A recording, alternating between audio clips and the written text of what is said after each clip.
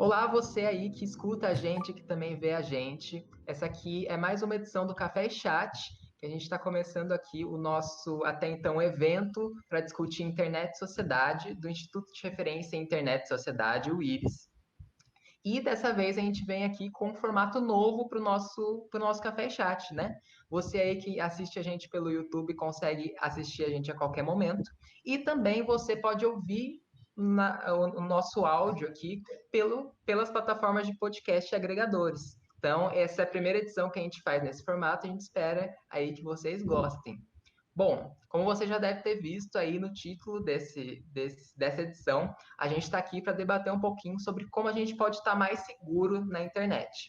E para falar um pouquinho disso, eu estou aqui, eu sou o Felipe, sou coordenador de comunicação no IRIS, e a gente convidou duas pessoas muito importantes aqui para a gente, conhecidos nossos aqui do IRIS, para poder debater um pouquinho mais, de forma ampla, essa discussão. Então, acho que sem mais delongas, a gente já pode se apresentar. Acho que podemos começar pelas damas, né, Manu? Olá, pessoal. Primeiramente, queria agradecer muito ao Iris pelo convite, cumprimentar o professor Flávio, uma honra estar aqui. Meu nome é Manu Halfert, eu sou analista acadêmica do Data Privacy Brasil e eu trabalhei no ano de 2020 como embaixadora do programa Cidadão Digital. Foi um programa realizado em parceria entre a SaferNet e o Facebook, que tinha o objetivo de trazer informações sobre segurança digital e sobre uma navegação saudável nas redes para escolas públicas do país. Então, eu atuei aqui em Minas Gerais. Ótimo, Manu. E a gente tem também o professor Flávio, que pode se apresentar também. Olá, Felipe, Manu, obrigado muito ao Iris pelo convite de estar aqui com vocês e com todos que estão nos acompanhando. É um prazer participar dessa conversa sobre segurança, né? Meu nome é Flávio Wagner, eu sou o atual presidente do capítulo brasileiro da Internet Society, a ISOC Brasil, né? Sou professor, agora já aposentado, mas continuo colaborando na Universidade Federal do Rio Grande do Sul, 40 e quase 5 anos, né? Como pesquisador na área de computação, fui presidente da Sociedade Brasileira de Computação e fui conselheiro do Comitê Gestor da Internet no Brasil por 3 mandatos. Continuo colaborando com o CGI com muitas coisas, por exemplo, coordenando a seleção dos workshops submetidos ao Fórum da Internet no Brasil todos os anos. Então, estou lidando com essas questões de internet já há uns bons 15 anos na minha carreira. Muito bom ter vocês aqui. Agradeço imensamente em nome do Iris aí pela participação de vocês. E hoje o nosso debate vai dar pano para manga mesmo, hein? Esse cafezinho vai ser bem quente.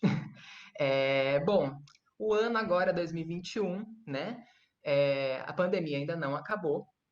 E a gente percebe que o cuidado com a nossa segurança digital nunca teve tão em alta. Ainda mais com o aumento aí dos usos das plataformas online no nosso dia a dia, já que a gente está vivendo a nossa sociedade um pouquinho mais pela internet do que aí nos meios tradicionais aí na rua, né? Então, bom, principalmente depois dos escândalos de vazamento de dados aí de janeiro e de fevereiro, que expuseram mais ou menos aí 220 milhões de brasileiros com número de CPF, RG, título de eleitor, e-mail, endereço e várias outras informações que, enfim, se cruzadas, conseguem falar sobre a nossa vida toda praticamente. A gente percebe que falar sobre segurança digital é falar da nossa segurança, né? Não tem tanto assim essa distinção entre uma segurança online e a nossa segurança, a nossa integridade física também. E nessa discussão, acho que vai ser legal a gente comentar um pouquinho bastante sobre isso também, né? É uma coisa que a gente fala bastante no IRIS e, enfim, meio que tá até cansado, mas a gente vê que precisa, que falar da nossa vida online não é só falar de uma vida virtual, mas de uma vida real, né? Que faz parte aí do nosso dia a dia, da nossa cidadania. E que a gente, para poder, né, tratar de questões de segurança online, a gente precisa ter ações que são tanto individuais, né, que a gente consegue fazer na nossa conduta no dia a dia, quanto também de forma coletiva enquanto cidadãos da sociedade. E daí fica a pergunta aí para a gente começar essa discussão, que é, enfim, considerando tudo isso, como que a gente pode estar mais seguro na internet? E aí, gente?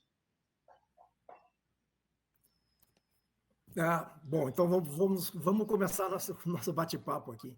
Em primeiro lugar, a gente tem que lembrar que o pano de fundo é o fato de que a digitalização da sociedade está atingindo todos os aspectos da nossa vida, né? Econômica, social, política, cultural, tudo, né? Tudo está sendo digitalizado, né? Uma marcha inexorável da sociedade, da tecnologia, e a internet é o grande meio para que essa digitalização alcance todas as pessoas, né? Em todas essas dimensões da nossa vida.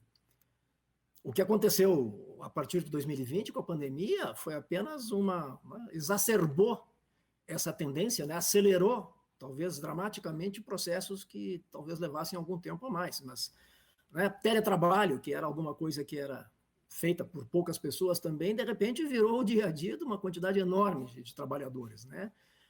Ensino à distância, que também era algo restrito a determinados grupos na sociedade, virou o normal das escolas e das universidades, né? Compras, né? O comércio eletrônico também se acelerou. As manifestações culturais foram obrigadas a migrar todas para a internet.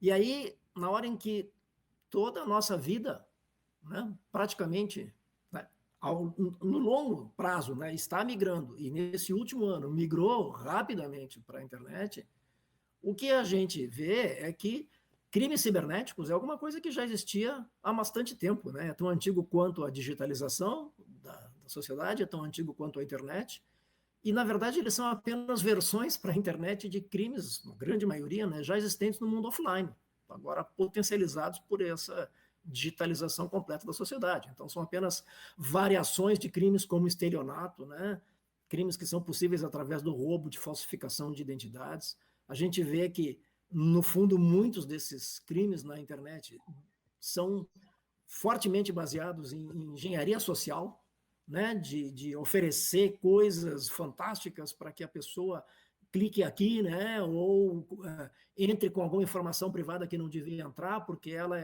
se chama a atenção dela para alguma coisa muito fantástica que está sendo oferecida. Então, clonagem de contas no WhatsApp, né, está acontecendo enormemente, as várias formas de fazer phishing, né, para atrair a atenção das pessoas. Tudo isso depende sempre fortemente de uma contribuição involuntária das vítimas, né, que são atraídas para aquela armadilha, né, e acabam oferecendo a abertura por onde o criminoso consegue entrar. E aí a gente lembra que tem uma relação muito forte entre segurança e proteção de dados e privacidade, né?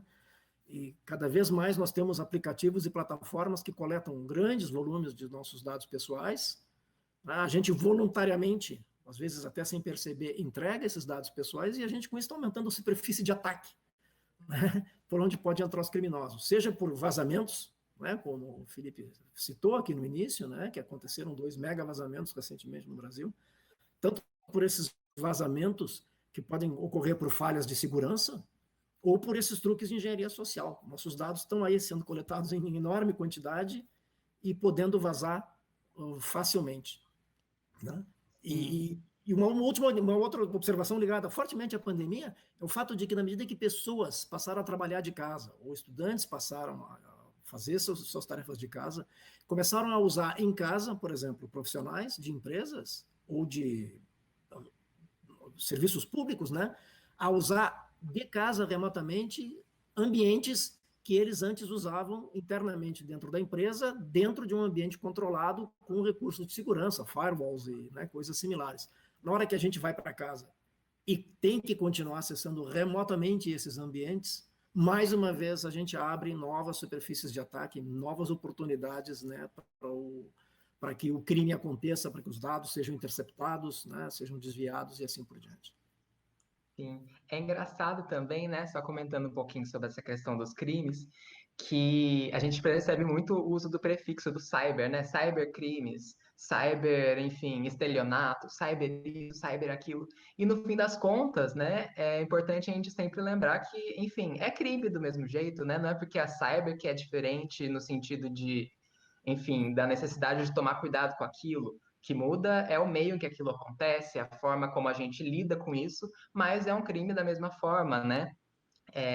Acho que essa é uma chavinha que ainda precisa ser mais virada, assim, hoje em dia. Não sei se você concorda também, Manu e professor Flávio. Não, com toda certeza. Eu acho que o que o professor Flávio falou que foi muito pertinente também foi como a gente, e você também, Felipe, né? A gente tinha essa separação do real e virtual muito claro, né? Então você entrava no computador, você tinha uma vida ali, você saía, você tinha essa vida que era real. E aí agora a gente percebe que o real, na verdade, é uma grande mistura dessas duas coisas. E o que a pandemia fez, talvez, foi escancarar problemas sociais que já existiam antes, mas que ficaram muito mais evidentes por causa do contexto de hiperdigitalização, como o professor Flávio falou, que ela nos colocou. Eu acho que um exemplo que eu tive muito vivo, no começo de 2020, eu fazia parte da Clínica de Direitos Humanos da UFMG. E a gente estava tratando a questão do auxílio emergencial, que, como a gente sabe, foi feito o cadastramento por um aplicativo do governo ou pelo site. Isso gerou muita dúvida, muita questão. E aí a clínica começou a passar a receber muitas demandas sobre segurança digital de pessoas que chegavam lá no aplicativo e falavam: poxa, mas já tem um cadastro aqui com meus dados, está falando que eu não posso criar minha conta, que eu não posso fazer meu cadastro, o que está acontecendo? Aí eu fui dar uma investigada, foram feitos mais de 30 aplicativos falsos para ter pedindo exatamente aquilo que o aplicativo oficial do governo pedia, para ter essa coleta de dados, a pessoa ir lá, inserir no aplicativo oficial e realmente realizar esse crime, né? Não só um cybercrime, mas um crime mesmo, num momento de extrema vulnerabilidade do país, né? De pessoas que precisavam daquele auxílio para sobrevivência básica. Mas é muito engraçado quando você olha as páginas dos aplicativos, eles são muito parecidos com o oficial, tem as cores da bandeira do Brasil, tem um nome muito parecido. Quando você olha o autor do aplicativo, você tem um nome parecido com alguma coisa tipo governo federal, mas não é, sabe? A pessoa faz uma abreviação ali. Então você tem realmente todo esse mascaramento para dar essa ideia de legitimidade. Como o professor Flávio falou, você tem essa engenharia social que você capta um desejo da pessoa. Quem nunca recebeu aqueles e-mails falando: ah, você ganhou uma viagem para a Turquia? Quem não quer ir para a Turquia, né? Você vai lá e vai clicar e vai ficar interessado em entender aquilo. Então você tem essa questão, mas você também, eu acho que essa questão do auxílio me pegou muito por tratar de um momento de extrema vulnerabilidade, todo mundo confuso, no meio da pandemia. A questão do auxílio era uma renda emergencial básica e você teve muita gente que caiu nesse tipo de golpe, talvez por causa de nem pensar, né? Poxa, é um aplicativo que parece oficial, parece do governo, eu não vou checar para ver se foi realmente a Receita que lançou, só vou baixar aqui, vou inserir, eu quero que esse dinheiro saia o mais rápido possível. Então você lida com essa questão da imediatidade que talvez em um contexto onde segurança é importante te deixa um pouco receoso, né? Te deixa, são duas coisas que talvez não combinem tanto assim. Então isso foi uma questão que me marcou muito, porque acho que a vulnerabilidade do momento, a urgência do momento e esse tipo de golpe que foi aplicado com mais de 30 aplicativos aí, imitando um aplicativo oficial do governo. Acho que isso escancarou um problema bem sério para mim.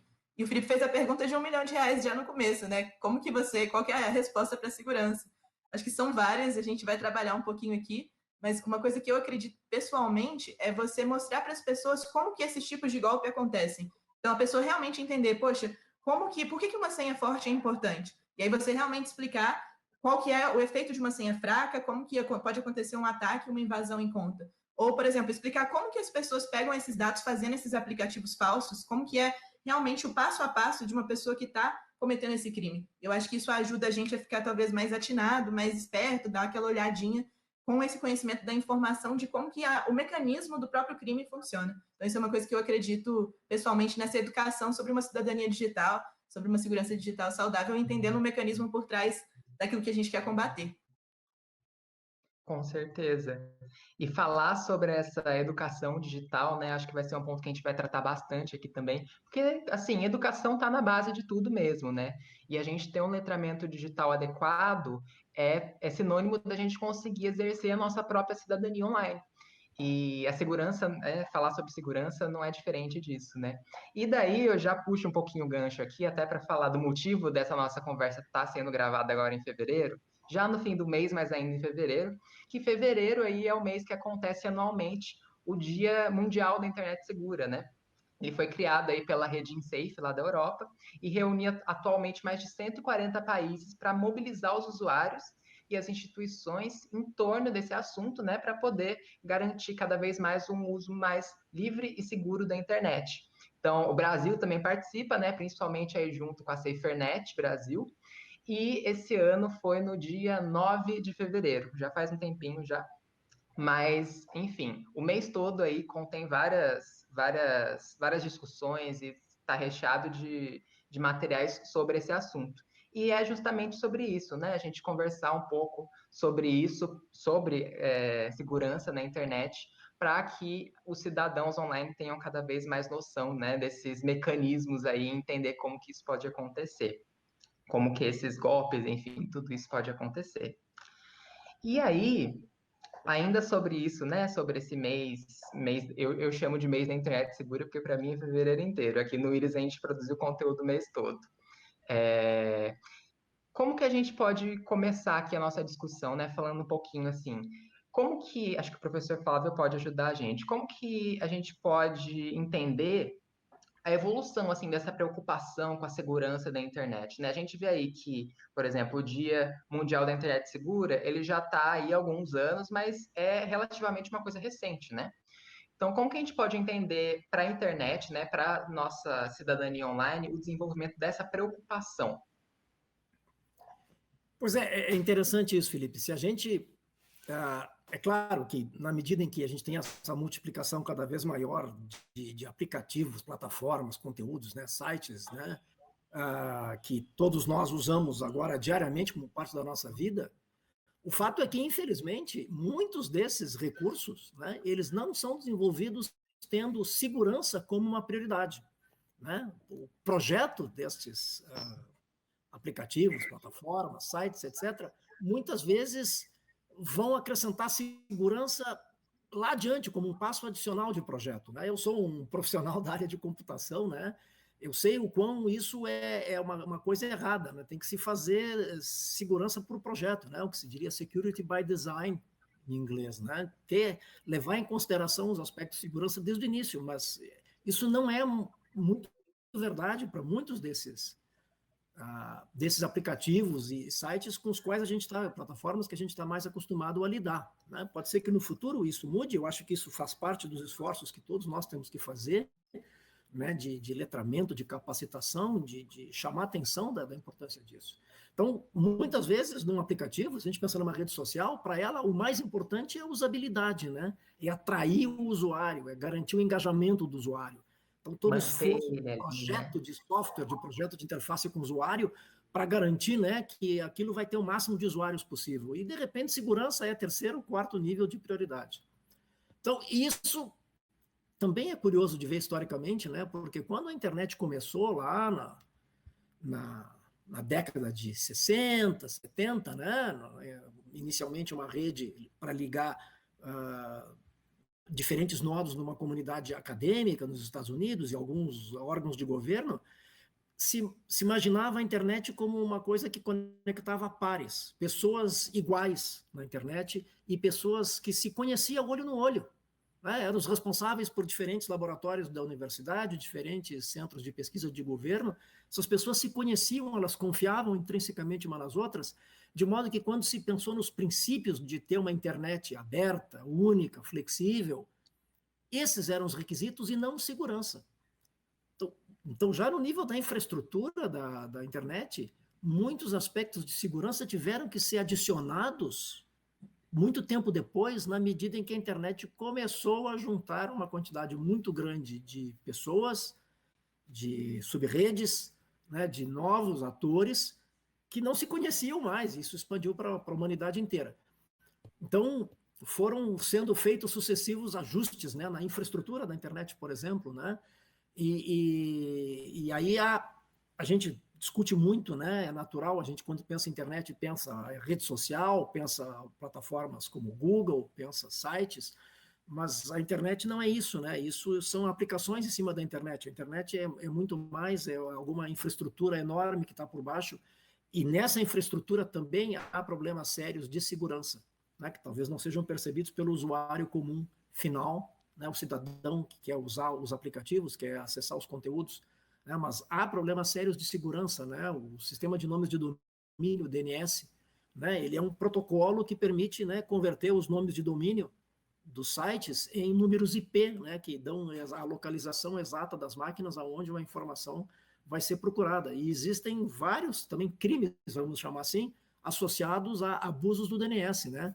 Se registrar nomes de domínio com objetivos maliciosos, sequestrar o serviço esse que transforma, né, o nome de domínio num número IP, que se chama resolução do nome de domínio, sequestrar o caminho desse protocolo para levar o usuário para um site falso. Então, são crimes que podem ser perpetrados num nível que está abaixo daquilo que o usuário percebe, né? A ICANN, né, que é a entidade internacional que cuida do DNS, né, ela identificou um aumento muito grande de incidentes de segurança nesse nível do DNS, do sistema de nomes de domínio, durante a pandemia.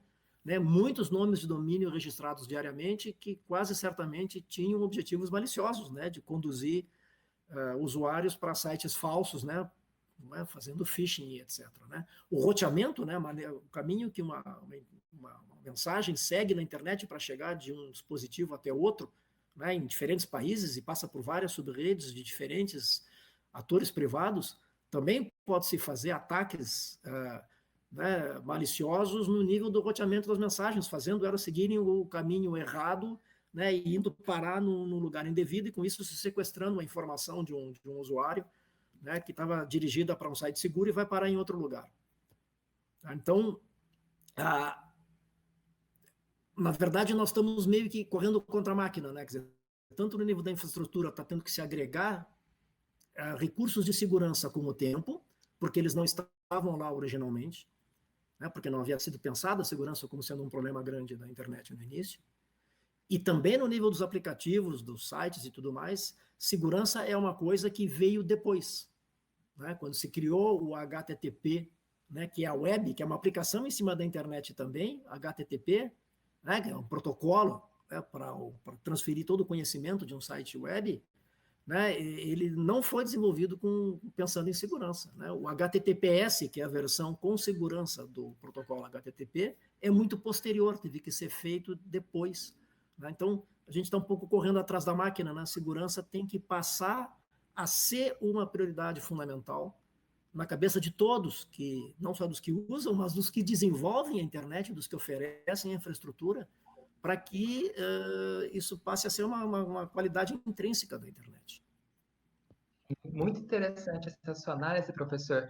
Até porque se a gente for parar, né, para pensar da internet enquanto uma extensão aí da nossa arena social, enfim, chamem como quiserem, assim, do nosso espaço de exercer a cidadania, a gente entende, a gente consegue enxergar essa meio que assincronicidade, né? Tipo, como você disse, começa aí com uma preocupação um pouco menor, porque não se sabia, né, a dimensão que isso ia tomar, né? Então, a preocupação com esses níveis de segurança um pouco menos técnicos, assim, era diferente do que realmente se tornou necessário. E a necessidade também da gente enxergar isso, né, hoje em dia, como uma necessidade que vem desde ali da criação, né, dos desenvolvedores, enfim, do setor mais técnico, até o usuário final na sua própria conduta ali dentro dessas aplicações, né? E mais importante ainda também de sempre lembrar que a internet não é apenas as aplicações, né? Que a gente tem esse contato, né? Que eu acho que é um ponto assim tão importante para a gente entender, né? Para falar de segurança, não só também, não dizendo só porque é importante, né? Mas não nos níveis apenas assim dos crimes mais diretos a gente, mas também a segurança a nível de informação mesmo, né? Como o problema com as fake news, que também diz respeito a incidentes de segurança, né? Isso afeta muita gente de formas péssimas. E reconhecer que a internet é muito mais do que um Facebook, um WhatsApp, enfim, essas aplicações faz parte disso também. Então, acho bem interessante a gente ter essa visão um pouco mais ampla, né, Manu? Com certeza. Eu achei interessante que o professor Flávio falou um pouco sobre a infraestrutura e as aplicações, mas eu acho que esse sentido de segurança para o próprio usuário final também é modificado, né? Às vezes a gente não tem a percepção, porque a gente tem essa ideia que na internet está todo mundo fazendo uma coisa. Então, olha, está todo mundo, vamos supor, eu trabalhei com crianças da faixa etária de 13 a 17 anos no projeto que eu participei. E aí uma das coisas que eu falava era sobre a questão de postar foto com o uniforme. E aí sempre era indagada, né? Mas tá todo mundo postando, tá todo mundo fazendo. Então você tem essa ideia de que, mas meus amigos estão fazendo, e talvez foi interessante que o professor Flávio falou, a questão de que a internet começou para juntar esses grupos, mas você juntava pessoas que se conheciam, você juntavam esses círculos mais coesos e o negócio se expandiu. Mas às vezes a gente tem a impressão, como usuário final, que a gente está ali só no nosso círculo, né? Então se eu estou postando a minha foto de uniforme, são meus amigos que estão vendo e estão postando também, tá todo mundo fazendo a mesma coisa. Eu acho que isso gera uma perspectiva cultural, talvez, meio desenganada com o que seria uma ideia de segurança para essa faixa etária, por exemplo.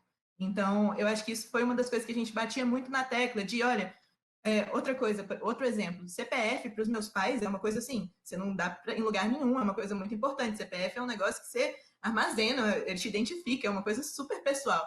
Agora, quem nunca foi baixar um aplicativo, de repente o aplicativo te pedir a validação da sua identidade por CPF, você não pensa duas vezes, coloca lá para baixar porque você quer usar o negócio logo, porque está todo mundo usando, e você precisa ter aquele acesso. Então, eu acho que, além do nível da infraestrutura, claro, do nível das aplicações, também tem o nível do usuário perceber o que é um problema de segurança, o que é algo que pode, em potencial, afetar ele. Então, eu acho legal, um dos motivos que me empolga estudar a internet é que você vai por todos os campos, né? Você precisa de mobilização cultural, você precisa desse diálogo com a área técnica, você precisa realmente da ideia de governança para conseguir fazer um mecanismo fluir melhor. Então, eu achei legal, bacana fazer essa ponte. Eu queria aproveitar para lembrar uma coisa, né? A gente está falando muito dessa internet, dessas aplicações que a gente está mais acostumado, com as quais a gente interage voluntariamente. Eu me sento na frente de um computador, eu pego um celular, um tablet, e eu voluntariamente uso a internet, mas cada vez mais, né, vem aí a internet das coisas. Ela já está aí, na verdade, né? Todos os tipos de dispositivos, e hoje tem eletrônica em tudo, né? Tem eletrônica embarcada em tudo que é tipo de produto, num veículo, num eletrodoméstico, num jogo, num brinquedo, né? Na nossa casa, né? Automação residencial de todos os tipos, né? Para fazer tudo que é tipo de controle, de climatização, de iluminação, de segurança da casa, etc. Então, assim, todo tipo de dispositivo está conectado na rede. E aí também tem graves problemas de segurança, né? Muitas vezes dispositivos muito simples, que são muito baratos, né? Um eletrodoméstico simples, um brinquedo, um jogo, etc., ele não vai incluir uma eletrônica muito sofisticada, porque isso vai encarecer demais o preço daquele produto, e aí aquela eletrônica simples que é colocada ali não tem nenhum cuidado de segurança, né? E muitas vezes são dispositivos que estão na internet, né? Tá aí o IPv6, né, o novo protocolo de IP, né, que precisou estar se mudando no mundo inteiro, porque o número de dispositivos na internet precisa de recursos de numeração IP muito maiores, né? Então, porque todos esses dispositivos a gente quer a nossa casa ligada à internet, porque eu quero comandar minha casa de longe, né? Quando eu estiver de longe, eu já quero mandar acender as luzes, né? Descongelar minha comida, ligar o ar-condicionado, etc. Então, minha casa está ligada na internet. E aí os dispositivos, né? O aparelho de ar-condicionado está ligado na internet, e aí ele está ligado, ele é um número IP também, ele tem uma interface web, e ele foi construído com senhas padronizadas fracas. Alguns produtos, de repente, não tem nem como trocar a senha, ou trocar senha é uma coisa muito complicada, um usuário normal jamais vai lembrar de que o ar-condicionado dele está ligado na internet, tem uma interface web, tem uma senha para acessar.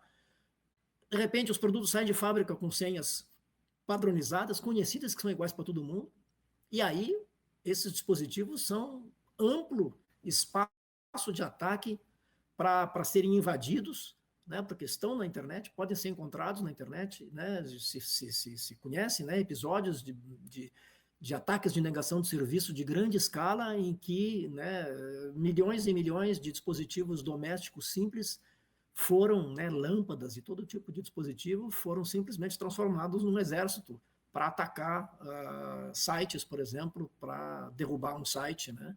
Então esse risco é completamente desconhecido pelos usuários. E quando a gente fala em letramento, não é só para aprender a pessoa saber usar uma rede social e proteger sua privacidade, como a Manu estava falando agora, dos jovens que colocam suas fotos sem se dar conta de que isso vai acabar sendo, né, acessado por outras pessoas, talvez com intenções maliciosas. Mas, na verdade, nós temos aí toda a internet das coisas, cada vez mais importante, né? E que a gente também tem vários problemas de segurança que precisam ser conhecidos dos usuários, né? E talvez um problema mais complicado ainda de letramento, né? De capacitação dos usuários para saber lidar com esses dispositivos. Eu acho, professor Flávio, que tem dois casos bem ilustrativos nesse sentido da internet das coisas. Um deles foi o exemplo da babá eletrônica, que era conectada à internet. Então, é um exemplo de segurança, tecnicamente. Você usa aquela babá eletrônica para monitorar o seu filho, para olhar aquela criança, que foi hackeada, né? Que uma pessoa invadiu aquele sistema e acabou conversando com a criança por aquele sistema. Teve toda uma troca, vigiando a criança. Então, pensa que é a maior ameaça possível, né? Você está usando justamente um sistema de segurança e ele é usado de forma subvertida contra você. E eu acho que outro exemplo também é a questão que aconteceu recentemente no hospital da Alemanha, que teve o sistema invadido, e aí, por causa disso, como aquele hospital estava tão dependente da internet, estava tão dependente daquele sistema de tecnologia para gerenciar o próprio hospital, não conseguiram fazer o atendimento de uma pessoa que foi recepcionada. Então, é muito importante a gente pensar que, na medida que a gente vai dependendo cada vez mais dessas estruturas que envolvem um pensamento sobre segurança da informação, se esse pilar não está forte, tudo que vem dela, que são esses benefícios que a gente ganha, vai ser prejudicado. Então, nesse caso do hospital, acabou tendo que mover essa paciente para outro hospital e ela faleceu no caminho, porque o hospital não conseguiu se gerenciar, não conseguiu se organizar com um sistema fora do ar. E eu acho que isso, eu contando essa história para minha avó, ela ficou absurdamente chocada, porque ela ficou pensando, mas os hospitais não precisavam disso no passado, o que aconteceu que eles não conseguiram se organizar ali para fazer o atendimento? Mas então, isso mostra, eu acho, são dois exemplos que eu acho que ilustram muito bem o que o senhor falou, assim, dessa importância da gente pensar nisso para conseguir as facilidades que tudo isso vem. Porque às vezes a gente vê, não, meu ar-condicionado é legal, eu controlo ele daqui, vou chegar em casa, minha casa vai estar climatizada. Mas para que isso aconteça bem, você tem que pensar em várias coisas atrás, assim, para não ter esse tipo de consequência que é muito maior do que a gente espera, que talvez não seja tão percebida por ser talvez a longo prazo, por ser talvez pontual, mas aí quando acontece a gente tem que lidar com esse problema, que normalmente é um problema muito maior do que a gente imaginava. Exatamente. E a gente vê nisso também, Manu, considerando o que você falou, um problema imenso do discurso que normalmente a gente vê aí na mídia e até mesmo do governo de solucionismo tecnológico, né? Quer dizer que uma tecnologia nova ou que ainda, enfim, acabou de surgir vai solucionar todos os nossos problemas e você acaba deixando de lado e deixando de pensar nas responsabilidades que aquela tecnologia implica, nos problemas que aquilo também, às vezes, tentando resolver isso acontece muito na internet, né? Tenta resolver um problema e prejudica o outro lado ali da moeda, né? E não é isso acaba influenciando tanto, né, a nível de políticas públicas, quanto também a nível do próprio usuário e também do desenvolvedor, né? A gente vê aí, por exemplo, desenvolvedores que às vezes precisam criar soluções tecnológicas para problemas do dia a dia e vão e investem nessa criação, mas às vezes não deixam, né, essa questão da privacidade por design, né, ou segurança por design em primeiro plano, porque precisam criar essas soluções. Governos que buscam, que falam, né, às vezes, de forma, às vezes, otimista demais para processos e para burocratizações que acabam se tornando até mais perigosas online, né? E também no usuário que, quando vê aquilo, como você deu no exemplo, né, das crianças fazendo stories ali com uniforme. Tá todo mundo fazendo, então não tem muito problema, né? Tá acontecendo aqui no meu celular, né? Não é uma coisa que eu consigo pegar, não é como se alguém tivesse, sei lá, me assaltando, por exemplo, ao vivo aqui. É uma coisa que está fora aqui da minha realidade, mas na verdade ela está próxima, né? Não é como eu já disse no começo, o virtual é real demais. Então a gente precisa ficar atento com isso, né? É interessante, pegando um gancho dessa relação do governo com a tecnologia, né, de que o governo simplifica, né, excessivamente um problema complicado, dizendo agora eu vou usar essa solução de inteligência artificial, essa solução, enfim, informatizada, qualquer que seja. O governo realmente muitas vezes lida mal por desconhecimento das implicações que isso vai trazer, né? Poderíamos entrar num outro assunto, né, o caso, por exemplo, né, de reconhecimento facial, né, já abre toda uma outra discussão, né, dizer, bom, vai facilitar enormemente a vida aqui, controles de acesso, né, ou para combater criminalidade, etc. Vamos usar essa ferramenta fantástica de aprendizado de máquina que vai fazer reconhecimento facial, e de repente isso cria distorções, vieses, né, que a gente sabe muito bem, são, de repente, muito piores do que o que a solução poderia oferecer. Um outro exemplo fantástico, que tem diretamente ligação com segurança, é a questão da criptografia, né? A criptografia foi uma coisa que foi sendo acrescentada dentro daquele caminho que a gente discutiu antes, né? De que segurança não era originalmente alguma coisa intrínseca da internet, precisou ser acrescentada com o tempo. Quer dizer, quando eu citei o caso do HTTP, né, e depois da versão HTTPS, né, que é o protocolo para acesso a informações em páginas web, a versão com segurança, no fundo, é uma versão criptografada, né? Ou seja, se criptografa as informações. Por exemplo, quando eu acesso o Internet Banking, né, eu acesso uma página lá do banco que é feita com HTTPS, que, portanto, criptografa as informações que vão e vêm, o que garante a privacidade total, segurança dos meus dados pessoais bancários. Né?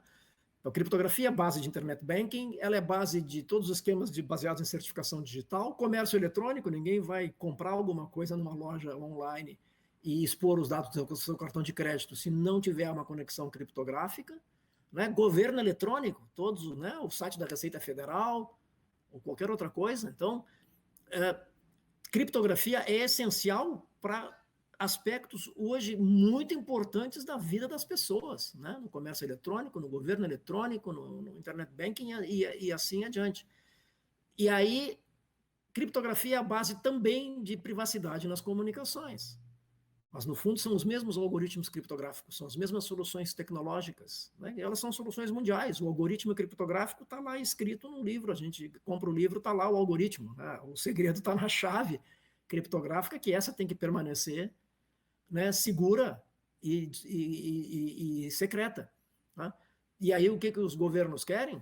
Os governos, porque alegam que, por exemplo, né, criminosos usam serviços de mensageria para combinar crimes, os governos querem ter acesso às conversas, que, no entanto, são criptografadas, e para isso eles propõem enfraquecer a criptografia, colocar um backdoor, né, uma porta dos fundos, uma chave mestra, né, dizendo que esse backdoor, essa chave mestra, vai ficar só nas mãos dos good guys, né? São só os mocinhos, né? É o policial, é o procurador lá do Ministério Público, é um juiz, enfim, é alguém garantido que é uma pessoa que está do lado da lei, e que, portanto, ela vai usar com todo cuidado esse acesso excepcional, né, como se chama também, né, um acesso excepcional a uma informação criptografada.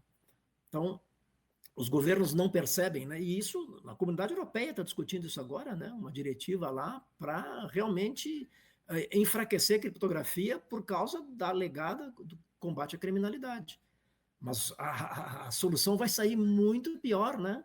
Porque na hora que enfraquece a criptografia, na hora que há uma porta dos fundos, uma chave mestra, isso não tem, né? Isso a comunidade técnica está exausta de repetir, não há como garantir que apenas os mocinhos da história vão ter acesso a esses mecanismos, a essa chave mestra. Essa informação vai vazar em algum momento, né? Vai ser um hacker, vai ser alguém de dentro. Olha o Snowden, lá na NSA, né? Era alguém de dentro, um insider, que acessou informações e que disponibilizou para o mundo. Então, assim, ó, alguém vai acabar vazando essa informação, e aí nós vamos ter um problema muito sério, porque é uma parte importante da vida social que está hoje pela internet e que depende de algoritmos criptográficos, vai sofrer uma vulnerabilidade gigantesca. Aí os nossos vazamentos de 200 milhões de dados de usuários vão parecer coisa de criança, perto do que pode acontecer se nós tivermos uma vulnerabilidade enorme na criptografia. Então, os governos, eles às vezes não estão, os legisladores, né, o mesmo Ministério Público, Sistema Judiciário, não percebem, né, não entendem direito, assim como não entendem, por exemplo, os riscos do uso da inteligência artificial, não entendem os riscos do enfraquecimento da criptografia. Sim, muito bom esse ponto. Ai, perdão, Manu.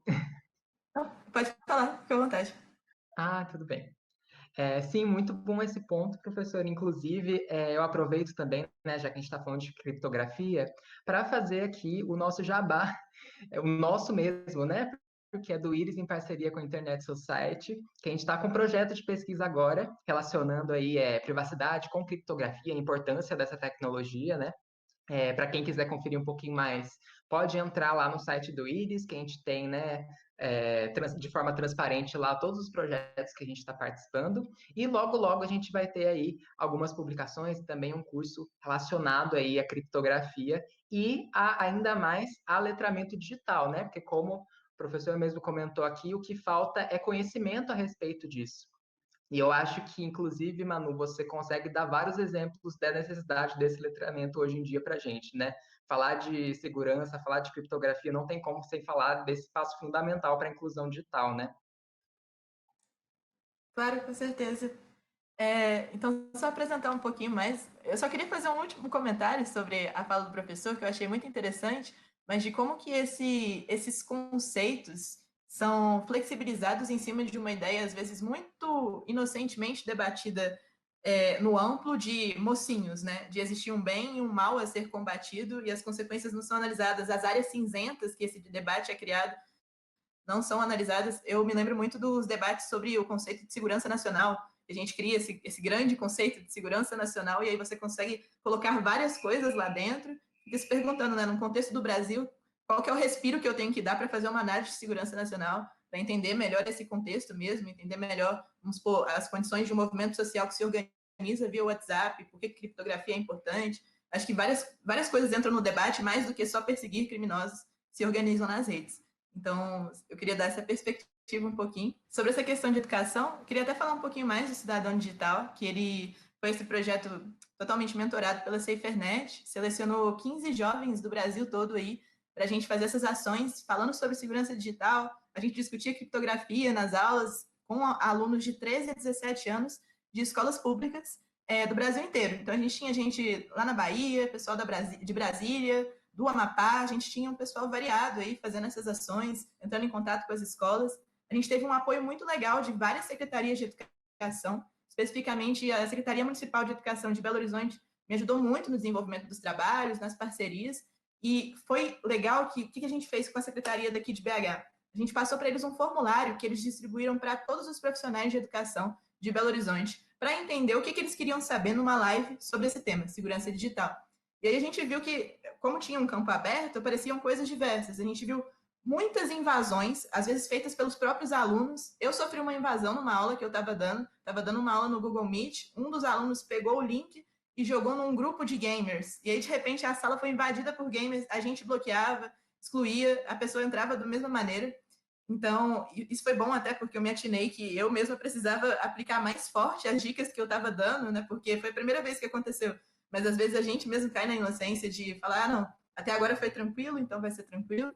A gente viu essa questão de muitos professores sofrendo com essa questão da invasão, com outra questão muito diferente, né, de você pensar, mas alunos tirando prints, por exemplo, ou gravando uma parte da aula e fazendo memes. Então, você tem uma questão de imagem envolvida super complicada, que talvez não fosse uma questão tão forte com a aula presencial.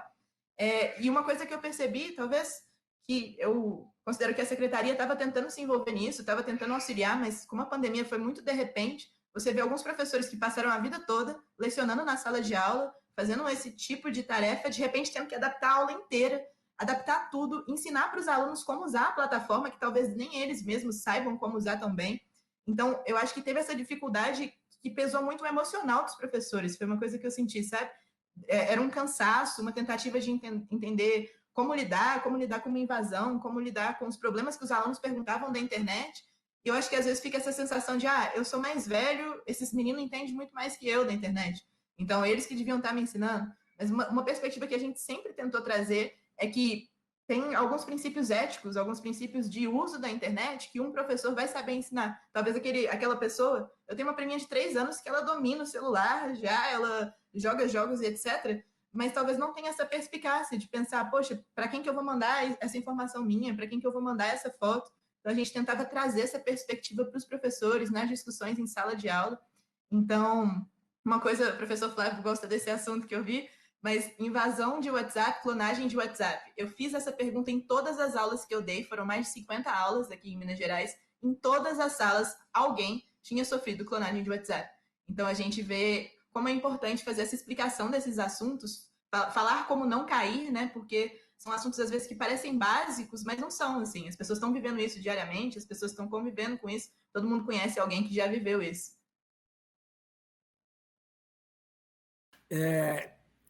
Se eu posso entrar aí na conversa do letramento, isso realmente eu acho que é uma das coisas mais essenciais, né? Quer dizer, existe uma outra questão de capacitação de outro nível, né, que é, por exemplo, o pessoal da área de desenvolvimento de software, né, saber fazer sistemas que são seguros por design, né, o que tem cuidados de privacidade por design, é num nível, questão de capacitação do poder público, né, que a gente falou, de que eles entendam a importância da criptografia, de que, né, não tentem vulnerabilizá-la, etc. Isso é um nível, mas o mais, isso são camadas mais restritas da população, que dá para fazer campanhas mais dirigidas, né, e a gente pode achar ou ter a pretensão de que pode mais facilmente conseguir atingir esse público e fazê-lo entender a importância dessas questões de segurança.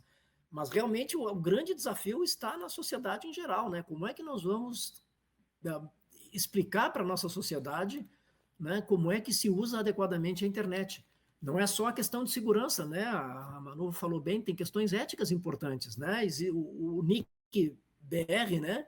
Ele tem o programa de internet segura, ele tem um programa de cidadão na rede também. O cidadão na rede é muito mais uma questão até de netiqueta, como se diz, né? A etiqueta da rede, né? De saber usar, de ter respeito pelas outras pessoas que estão na rede, né? De ter cuidados com a sua privacidade, né? De saber usar a internet adequadamente, né? E uma das partes importantes de saber usar a internet adequadamente é saber ter cuidados básicos de segurança, de quais são, entender as ameaças que existem, entender que mecanismos se pode adotar, né, explicar o que é autenticação de 2 fatores, né, de usar uma senha forte, de acessar um site confiável que usa, né, o HTTPS, que é criptografado, né, não cair nessas armadilhas evidentes de phishing, de tentativa de clonagem de WhatsApp, etc. E para isso precisa campanhas maciças, né, do setor desses esforços como a Manu estava, né, ela se envolveu, são coisas fantásticas, junto às escolas, junto aos alunos, né? Mas isso vale para a sociedade civil. Não adianta apenas ensinar os nossos filhos, tem que ensinar os nossos tios, os avós, né? Tem que ensinar todo mundo que está na internet, né? Então, precisa campanhas maciças do poder público, da sociedade civil, das escolas, né?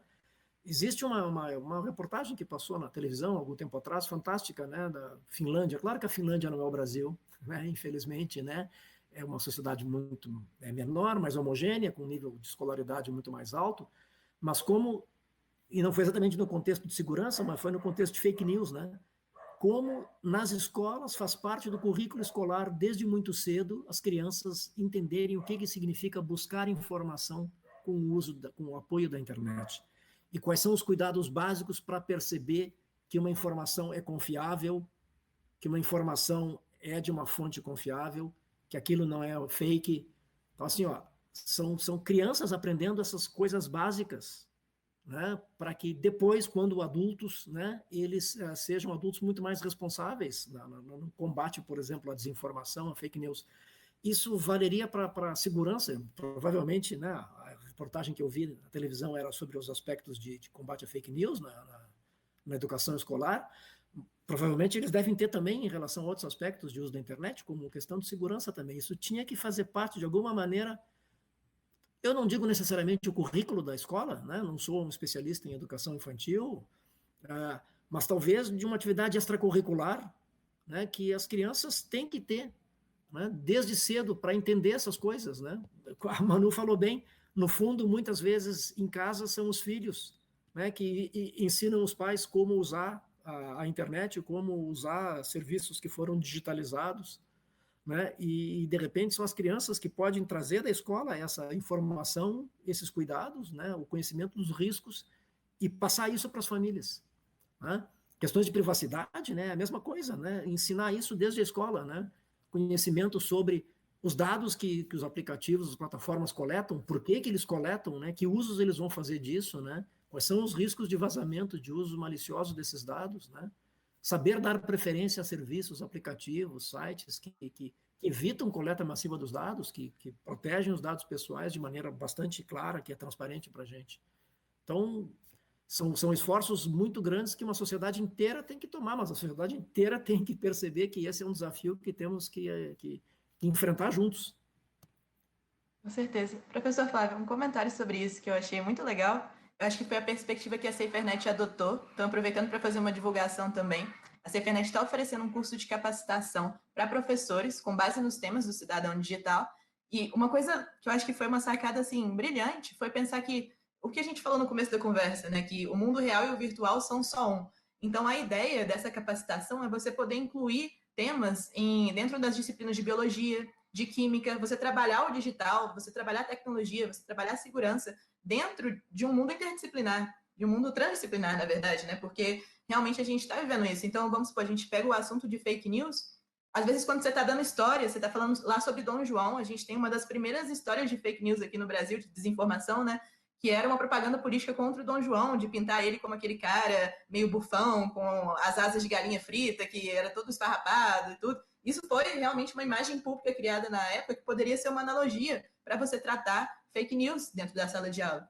E outra coisa, está tratando biologia, explicando hormônios, falando sobre dopamina, talvez você possa falar um pouquinho sobre a economia da atenção dentro desse tema. Então, como que a gente faz pontos para explicar o mundo que é, e talvez não o mundo que era, né? Que era como a nossa educação está acostumada, e assim abordar as duas coisas. Você continua dando um conteúdo, mas você traz ele para aquele cotidiano do aluno. Foi o que eu tentei fazer nas aulas, e às vezes a gente fica... Acho que às vezes a gente até desvaloriza, entre muitas aspas, os nossos alunos, que a gente fica, eles têm 13 anos, será que eles vão entender alguma coisa que eu estou falando? Eu fui dar uma aula sobre desinformação, eu dava basicamente o meu TCC com uma linguagem simplificada.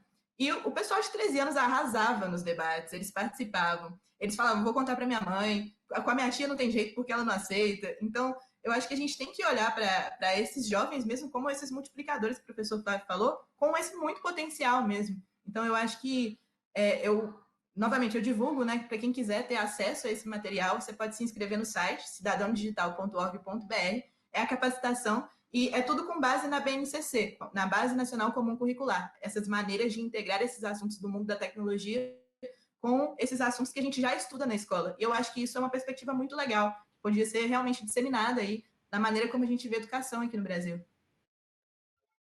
Se eu fizer o jabazinho lá do Nick BR, né? O Nick BR tem lá né, as cartilhas de segurança, que são também coisas, inclusive, para crianças, para adultos, né? Tem materiais bastante diversos, bastante simples, né? Bastante educativos, ilustrados, tem até jogos, uma série de jogos que estão disponíveis para as crianças jogarem e compreenderem essas questões de segurança, né? Tá lá para todo mundo usar, para baixar, para usar na escola, para usar em casa, né? Para ensinar para os amigos, para ensinar para os pais, né? São iniciativas maravilhosas que existem por aí que têm que ser usadas. Sim, e lembrando também, gente, que esses materiais incríveis e, enfim, essas indicações a gente também vai deixar na descrição aqui para vocês poderem conseguir consultar também e dar uma olhada, que é um material bem rico. E como a Manu falou mesmo, assim, essas iniciativas, essas ações são necessárias para a gente ter um pouco mais de consciência da segurança também a nível coletivo, né? A nível individual, a gente vai procurando entender mais o funcionamento da internet, também os problemas que podem aparecer, mas a nível coletivo é essencial que a gente valorize, né, esses esforços mais estruturais que estão na educação, principalmente, né? Então, acho que falando um pouquinho de educação, a gente encerra um pouquinho por aqui. E daí eu gostaria de trazer aqui para a gente conversar algumas perguntas que a gente recebeu nas redes sociais para poder falar um pouquinho aqui sobre segurança. E eu já adianto que são perguntas o quê? Que as pessoas vieram com elas principalmente depois dos grandes vazamentos que a gente teve agora no começo do ano. A vida do brasileiro realmente não está nada fácil. E a Tati Guimarães pergunta para a gente: se os meus dados vazaram, o que eu posso fazer? E aí, gente, o que a gente pode fazer? Acho que a primeira coisa é não ir procurar se os dados foram vazados, né?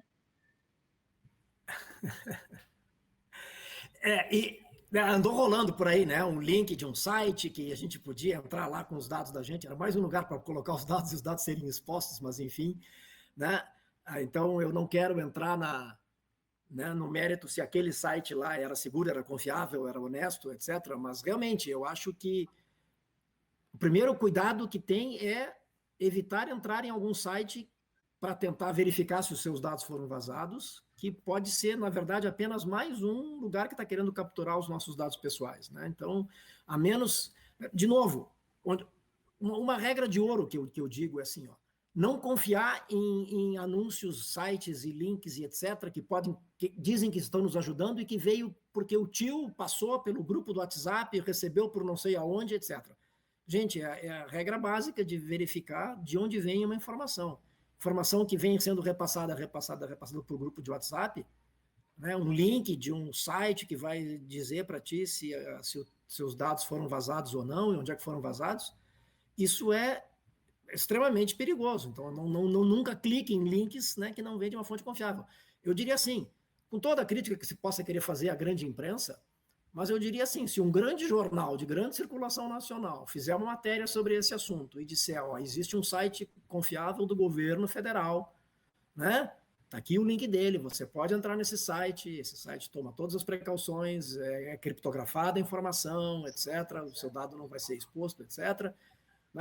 Existe um site agora me foge o nome, do Banco Central, né, que permite a gente verificar se alguma conta bancária da gente foi aberta, em quais bancos foram abertas contas bancárias da gente, em quais financeiras nós temos alguma dívida financeira, né? E é um site do Banco Central, ele é seguro, né? Eu não conhecia ele, eu fiquei conhecendo a questão de 2 ou 3 semanas atrás, e me cadastrei lá, e realmente aparecem todas as minhas informações que eu... Registrato se chama.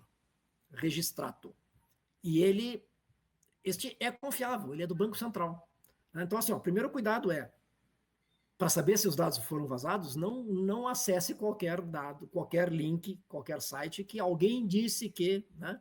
Assim, o dado vazou, a gente pode tentar descobrir para onde vazou, mas agora virou caso de polícia, né?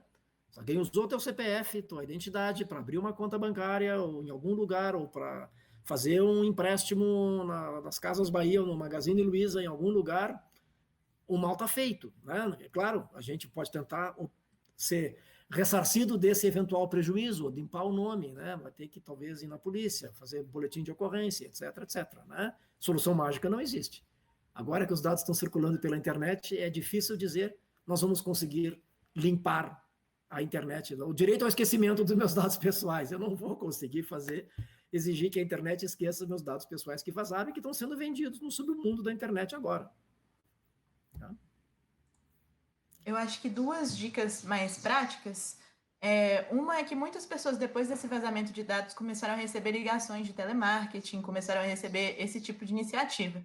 Então, similar ao Registrato, a gente tem o Não Me Perturbe, da Anatel, que é um site, deixa eu só olhar o endereço, é nãomeperturbe.com.br. É da Anatel, então é uma recomendação mais confiável.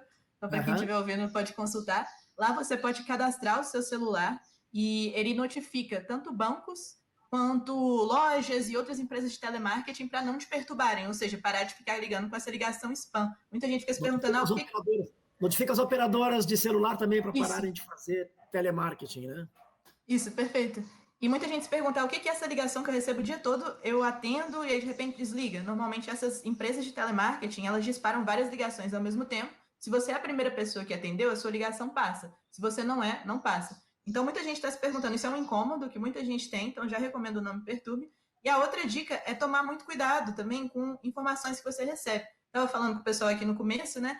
A minha mãe recebeu um boleto com o meu nome, da NET, que a gente assina aqui em casa, com o meu nome num valor absurdo. E aí ela só ficou, gente, que coisa estranha, porque a conta aqui vem no meu nome. Então, não estou entendendo, assim, o que aconteceu. Por causa disso, ela teve meio que a astúcia de me perguntar. Eu já tinha avisado para ela também, para tomar cuidado com esses boletos, mas muita gente está recebendo boleto no e-mail, vem os seus dados, né? Então, vem o seu CPF, vem o seu nome. Recebeu? Muita também. Gente recebendo. Eu já recebi várias vezes também. Então, um cuidado básico, né? Realmente, verificar a fonte dessa informação. Agora que você sabe que muita gente está recebendo com o nome completo, CPF e outras informações, ter esse cuidado redobrado. Outra coisa importante, a gente falou várias vezes de verificação em 2 etapas, mas é importante vocês ativarem isso no celular de vocês ativarem esse mecanismo. Você pode ativar no Gmail, no WhatsApp, nas suas redes sociais, que é uma camada dupla de proteção, como se fosse uma nova senha, um novo fator de verificação para impedir invasões em dispositivos. Eu sei que tudo que a gente está falando aqui, às vezes parece muito, mas vazou os dados de 200 milhões de brasileiros, você está falando para eu tomar um cuidado individual, colocar uma senha forte. Acho que esses são os primeiros caminhos, mas o Felipe falou muito bem. A gente está vindo numa perspectiva de pensar privacidade, de pensar proteção de dados pessoais de uma forma coletiva, e talvez pensar reparações de uma forma coletiva. Então, a gente tem que fazer o nosso também, mas eu acho que ter essa consciência e essa pressão pública mesmo para que um Sistema Nacional de Proteção de Dados esteja bem estruturado para conseguir dar respostas mais contundentes, que talvez nos satisfaçam mais do que eu só falar para vocês, troquem as senhas das suas redes sociais, coloquem senhas fortes, porque isso dificulta uma invasão, ativem a verificação de 2 etapas e está tudo ok. A gente sabe que, não tecnicamente, você não resolveu todos os seus problemas, mas eu acho que a gente está construindo essa cultura no Brasil. Acho que o Iris tem um papel importante, a Isaac também, de convidar as pessoas a pensarem esse tipo de assunto e pensar nessa perspectiva. Exatamente. No mínimo que a gente use esse mega vazamento como uma lição, né? E a gente perceba que o vazamento só acontece porque todos nós, individualmente, colaboramos com o vazamento na medida em que nós expomos os nossos dados pessoais sem cuidado. Tá? Talvez alguns de nós tenham cuidado e mesmo assim os dados tenham vazado, mas aí já é um vazamento mais complicado de fazer. Mas na medida em que a gente não toma cuidado e que a gente expõe os nossos dados muito facilmente, ou muito facilmente clica em lugares e usa o nosso CPF ou o RG, ou o que quer que seja, né, como informação para poder se cadastrar em algum site que não é confiável, a gente está colaborando para que esses dados sejam vazados depois e sejam usados para fins criminosos. Então, é aprender a lição, aprender a tentar se informar um pouco com esses materiais que existem, né? Cidadão Digital, dos materiais do NIC, aprender esses cuidados básicos, né? De cuidar para quando compartilhar os seus dados, né? Cuidado com os crimes, as maneiras como os crimes acontecem mais facilmente, né? Estar atento quando nas tentativas de phishing, né? Olha, está aqui um boleto para você pagar, etc. Clique aqui, né? Você tem uma conta em aberto, clique aqui para pagar essa conta, né? E aí pede o dado pessoal para a gente clicar, ou faz um site parecido com o site do banco da gente, né? E pede os nossos dados bancários. A gente tem que, pelo menos, aprender essas lições com esse episódio que aconteceu agora. Sim, exatamente. E daí a gente falou um pouquinho agora de ações individuais, a Manu lembrou um pouco desse coletivo também. E não dá para a gente esquecer também do papel do governo nisso tudo, né? Tipo, de poder ajudar a sustentar e ampliar essa cultura de proteção de dados, de privacidade, de segurança, né, no geral. E aí vem uma nova pergunta aqui para a gente. Deixa eu só conferir aqui, veio pelo nosso Instagram, que é da Natália Tavares, que perguntou o que pode ser feito do ponto de vista de políticas públicas, né, por parte dos governos, para aumentar essa segurança digital. E daí, né, falar sobre isso é falar sobre, primeiro, acho que a gente já comentou um pouco aqui, que é os nossos atores de políticas públicas aí se entenderem mesmo o tema, né, procurarem saber mais sobre as tecnologias de criptografia, se interarem sobre o funcionamento, né, então é indispensável, às vezes, ter uma interface aí entre governo e um setor um pouco técnico para entender realmente o funcionamento das coisas, porque como a gente conversou, vai um pouco de a gente consegue traçar ações a partir do momento que a gente conhece aquilo que a gente está lidando, né? Então, acho que, assim, na minha opinião, acho que vai um pouquinho nesse sentido. Não sei se vocês concordam. Eu acho que um fortalecimento também desse Sistema Nacional de Proteção de Dados Pessoais, só dando um exemplo, né, quando a gente pensa na Autoridade de Proteção de Dados do Reino Unido, eles têm milhares de funcionários para lidar com esse tipo de demanda. E aí a gente vem para o Brasil, um país com 200 milhões, mais de 200 milhões de brasileiros, e a gente tem uma autoridade que está em formação, claro, a gente está vendo esse surgimento dessa instituição, mas com dezenas de funcionários por enquanto, e talvez com uma estrutura muito menos robusta, assim. Então, se você tem um órgão que tecnicamente serve para essa fiscalização de uma lei geral de proteção de dados pessoais, que foi pensada nesse sentido, então, se você criou uma estrutura institucional, eu acho que o fortalecimento dessa estrutura é importantíssimo para você fazer com que a lei pegue, né? A gente fala muito isso no direito, mas você fazer esse sistema de proteção maior.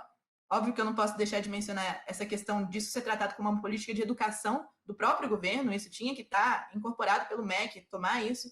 E eu acho que essa questão de segurança, pessoal, só queria dar um exemplo de uma coisa que me marcou muito na experiência de cidadão digital, é que eu dei um pouquinho desse tema de segurança, um dos alunos, ele se apaixonou pelo tema, e aí ele começou a estudar num curso que eu recomendei para ele, da Cisco, sobre segurança da informação. Só que ele não conseguia avançar no curso porque ele não tinha um computador, ele só tinha um celular. Então, ele conseguiu fazer a parte teórica, mas na parte prática, e era um curso super bacana, com possibilidade de ganhar bolsa para estudar segurança da informação depois. Mas eu acho que o problema é muito mais no fundo, sabe? Os problemas são enraizados, assim. A gente quer formar um corpo técnico no Brasil que entenda de fato segurança, que vai estar de fato atuando nesses cargos, atuando nessas funções técnicas e dialogando com o poder público ou participando do poder público. Como que a gente forma considerando o contexto, talvez, maior, social e econômico do Brasil? Eu acho que são muitas questões a serem pensadas, não quero extrapolar demais aqui, não, mas só apontando alguns dos desafios, porque é desafiador, assim, eu acho que eu não tenho soluções, mas eu quero ajudar a pensar aí no que criticar para construir em cima. Acho que é isso a perspectiva que a gente tem um pouco em comum. Complementando, eu acho que, juntando o que vocês dois já falaram, claro, políticas públicas na área de educação, com certeza, né? Mas mesmo campanhas públicas do setor público para letramento digital da população em geral, né? O caminho da escola, a gente já discutiu bastante aqui, é um caminho fantástico de longo prazo, né? Às vezes até de curto prazo, na medida que a criança já traz para casa aquilo que aprendeu na escola, né? E repassa para a família. Mas nós temos que pensar nos milhões de outros brasileiros que não estão na escola e que talvez não tenham filhos na escola e que estão aí usando a internet, né? E que estão sofrendo todos os tipos de ameaças, né? Correndo riscos. Isso precisa ter uma campanha maciça na imprensa. A imprensa pode fazer o seu papel, a sociedade civil está fazendo, tem os fantásticos exemplos da SaferNet, tem o exemplo do NIC-BR, que também é uma entidade privada, na verdade, mas os órgãos públicos, né, tinham que estar liderando esse esforço, no mínimo juntando esses atores, né? E isso é uma coisa que eu queria ressaltar, é que segurança, assim como várias outras coisas em relação à internet, é necessariamente algo que depende de iniciativas multissetoriais. Sim, sim. Não dá para imaginar que apenas um governo vai baixar uma pilha de decretos e vai resolver o problema da segurança por conta própria. Não vai. Para começar, a grande parte da infraestrutura da internet, dos aplicativos, dos sites, de tudo, a plataforma, são empresas privadas que detêm esses meios. Quem tem a obrigação de prover os mecanismos de segurança adequados nestes sites, nestes serviços de infraestrutura de internet, nesses aplicativos, são os próprios atores privados proprietários desses recursos.